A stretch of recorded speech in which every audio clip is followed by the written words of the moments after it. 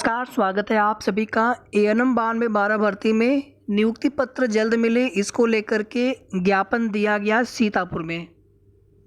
सीतापुर जिले में ज्ञापन दिया गया। और ये ज्ञापन एक संजीव पांडे जी भैया हैं, उनके माध्यम से उन्होंने प्रयास किया, लगभग 4 से 5 घंटे का उन्होंने प्रयास किया और तब जा कर के उसके बाद माननीय मंत्री जी को ज्ञापन दे पाना संभव हो सका।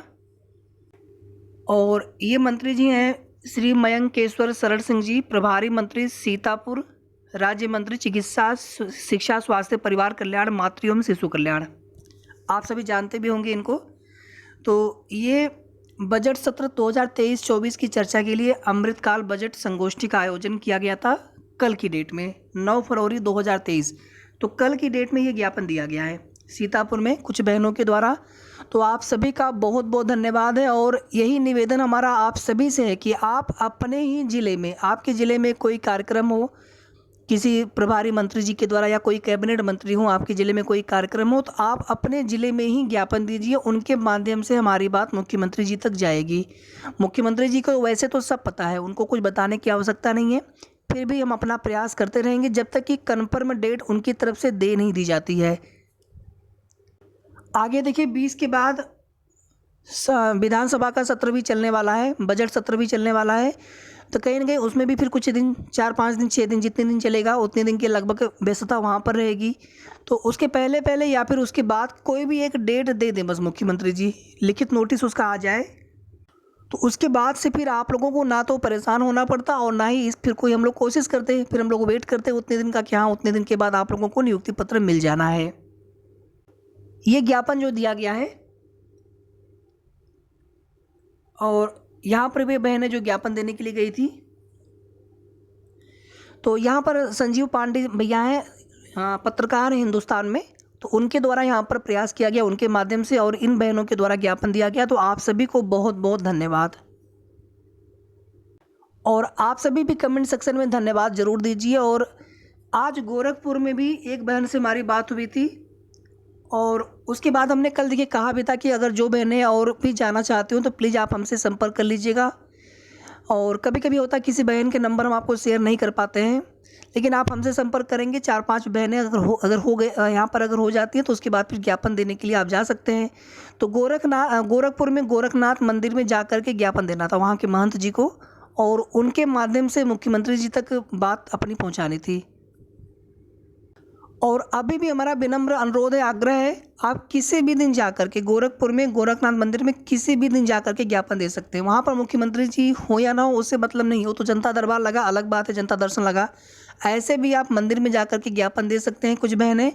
और वहाँ पर उनसे बस यही निवेदन करना है कि हम लोग बहुत दिन से परेशान हैं, बहुत बार ज्ञापन दे लिए, मुख्यमंत्री जी की तरफ से एक डेट दिलवा दीजिए हमें, हमारी बात है मुख्यमंत्री जी तक पहुंचा दीजिए। बस इतना वहाँ पे जाकर के निवेदन करना है और एक ज्ञापन दे देना है। इसके बाद जैसा कि आप सभी को हमने 2 दिन पहले ही सूचना दी थी कि लखनऊ में एक फ्लाईओवर का भी लोकार्पण कार्यक्रम, 2 फ्लाईओवर का लोकार्पण कार्यक्रम था और उसके अलावा भी कुछ और भी कार्यक्रम थे। रक्षा मंत्री जी भी इसमें साथ में थे, मुख्यमंत्री जी के साथ में। यहाँ पर मुख्यमंत्री जी को ज्ञापन देने के लिए हमने निवेदन किया था। कल कुछ बहनें वाराणसी से भी गई हुई थी, जहाँ पर मुख्यमंत्री आवास, डिप्टी सीएम आवास पर ज्ञापन दिया गया, लेकिन यहाँ पर मुख्यमंत्री जी को प्रत्यक्ष ज्ञापन दे पाना संभव नहीं हो सका। फिर भी प्रयास उन्होंने किया, बस हमें यहाँ पर उनके प्रयासों के लिए उनको धन्यवाद देना है। सफलता देखिए मिलना नहीं मिलना मुख्यमंत्री जी के हाथ में होता है। जब उनके पास समय नहीं है 5-10 सेकंड का कि ज्ञापन प्रत्यक्ष अपने हाथ में वो ले सके, तो उसके लिए हम लोग क्या कर सकते हैं। मुख्यमंत्री जी डेट दे करके पूरी तैयारियां करवा करके फिर अचानक से आप डेट कैंसिल कर दे तो उसमें कोई क्या करेगा। नहीं तो अब तक 5 फरवरी को ही आप सभी को नियुक्ति पत्र मिल गए होते। तो इसमें गलती किसी की नहीं है, हम आप प्रयास कर सकते हैं केवल, बाकी सब कुछ है मुख्यमंत्री जी के हाथ में।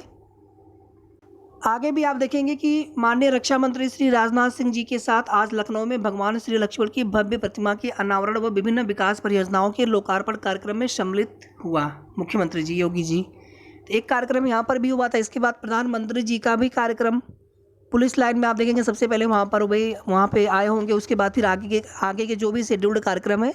और आज इसे आप सभी जानते हैं कि ग्लोबल इन्वेस्टर समिट की बैठकें चलेंगी 3 दिन तक। उसके बाद फिर G20 की बैठकें चलेंगी 3 दिन तक, 15 तक कुल मिलाकर के ये कार्यक्रम है।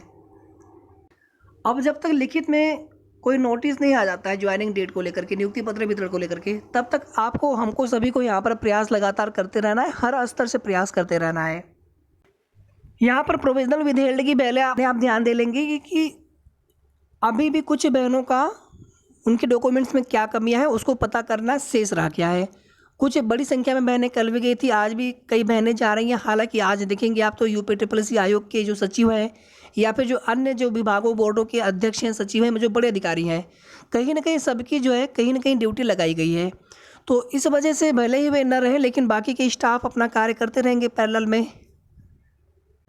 और जैसे ही आप सभी लोगों के अपने डॉक्यूमेंट्स में क्या कमी है आप लोग जान लेंगे और उसके बाद थोड़ा समय भी दिया जाएगा, लगभग कम से कम 10 से 15 दिन का समय भी दिया जाएगा, ताकि आप अपने डॉक्यूमेंट्स को ठीक करवा लें या जो उसमें नए डॉक्यूमेंट्स बनवाने हो डॉक्यूमेंट्स बनवा लें आप। तो इन सब में पूरा फरवरी का महीना आपको चाहिए होगा। इसके बाद मार्च फर्स्ट वीक में ही आप अपने डीबी की डेट मान करके चले, होली के आसपास ज़्यादा संभावना है होली की बाद की कोई डेट मिले आपको, या हो सकता है होली से पहले की भी डेट मिल जाए। तो फरवरी मार्च फर्स्ट वीक मान करके चलें आप। और जिन बहनों ने अभी भी अपने डॉक्यूमेंट्स में क्या कमी है आप देखिए, आवश्यक नहीं कि आप स्वयं जाएं। मैं देखिए ये चीज़ कई बार रिपीट कर चुका हूँ कि अगर आप नहीं चाहते हैं आपके बिहाफ पर कोई भी जाएं, बहुत अगर कुछ दिक्कत लगे आपको तो एक एप्लीकेशन लिख लीजिए। हमने ये भी आपको सुझाव दिया था, हालांकि उसकी आवश्यकता नहीं है। कुछ डॉक्यूमेंट्स की फ़ोटोकॉपी भी आप ले जाइए, बस आपको रोल नंबर वहाँ पे बताना है, डॉक्यूमेंट्स में क्या कमी है आपको डॉक्यूमेंट्स में कमियाँ बता दी जाएंगी। अब उसमें जो दिक्कतें ये आ रही हैं कि जैसे जो EWS है इसमें दिक्कत है, वहाँ पर भी बोल रहे हैं कि आप आख्या लिखवा करके लाइए। कास्ट है तो प्रॉपर पिता पक्ष का ऑनलाइन मांगा जा रहा है।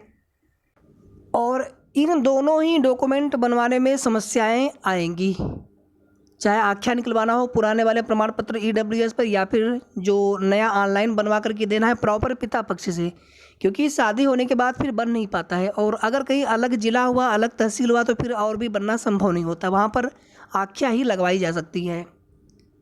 तो जो बहनें अभी इस समय जा रही हैं आपसे बस हमारा इतना विनम्र अनुरोध है, क्योंकि देखिए आपकी बात पहुंचा दी गई है सचिव सर के पास कि सर इस प्रकार की दिक्कतें आ रही हैं, लेकिन हम आप सभी से भी बार बार पिछले 2 से 3 दिन से हम निवेदन कर रहे हैं कि आप लोग भी, जो बहनें अभी जा रही हैं, जैसे कल कुछ बहनें कल गई हुई थी, तो हमने आप सभी से भी आग्रह किया था कि आप लोग ज़रूर अपनी इस बात को रखें कि सर ये चीज़ कैसे होगा। जो SDM है वो स्पष्ट रूप से मना कर देते हैं जब वहाँ पे बनवाने के लिए गए कुछ बहनें, कि ऐसा प्रमाण पत्र बनाने के लिए हमारे पास कोई अधिकार नहीं है। तो ये सारी चीज़ें आप लोग भी सचिव सर को बताइए, हर स्तर से उनको हम सचिव सर को तक ये बात पहुंचानी है कि सर इस प्रकार से दिक्कतें आ रही हैं तो कैसे हम लोग डॉक्यूमेंट से बनवाएंगे। बाकी बहुत जल्द इसको लेकर के हम क्लियर कर देंगे कि इसमें आपको डॉक्यूमेंट्स किस प्रकार से बनवाने हैं, कैसे बनवाने हैं। और जो बहनें आज गई हुई हैं आयोग सचिव या जा रही हैं तो आप भी कमेंट करके हमें ज़रूर बताइए, और जो बहनें कल गई थी आप भी बताइए, और क्या इस संबंध में आपकी सचिव सर से कोई बात हुई है उसे भी आप ज़रूर बताइए।